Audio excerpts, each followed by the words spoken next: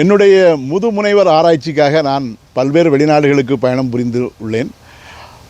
அந்த வகையிலே ஈக்குவடார் நாட்டிற்கு நான் சென்றிருந்த போது அங்கே உள்ள நண்பர்கள் வெள்ளை சர்க்கரை சாப்பிடுவதற்கு பதிலாக என்னிடம் பனேலா சாப்பிடுங்கள் என்றார்கள். பனேலா என்பது என்ன என்று கேட்டேன். அவர்கள் அது பனை வெல்லம், பனை சர்க்கரை, பாம் சுகர் என்று சொன்னார்கள். பாம் சுகர் என்கிற அந்த பனை வெல்லம் இங்கே கிடைக்கிறதா என்று கேட்டேன். ஆமாம் என்று அவர்கள் காட்டினார்கள். அங்கே பனை வகையை சார்ந்த ஒரு மரத்திலிருந்து அந்த வெல்லத்தை அவர்கள் தயாரிக்கிறார்கள். அதை நான் உண்டு சாப்பிட்டேன்.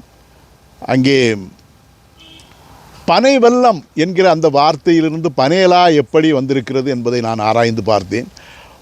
பனை வெல்லம் என்கிற அந்த வார்த்தை பனை வெல்லம், பனை வெல்லா, பனேலா என்று மாறியிருக்கிறது. ஆக மொத்தத்தில் அந்த வேர் சொல் பனை என்றும் வெல்லம் என்கிற அந்த வார்த்தையில் இருந்தும் தான் பனேலா என்ற வார்த்தை தோன்றியிருக்கிறது என்று நான் உணர்ந்து கொண்டேன்.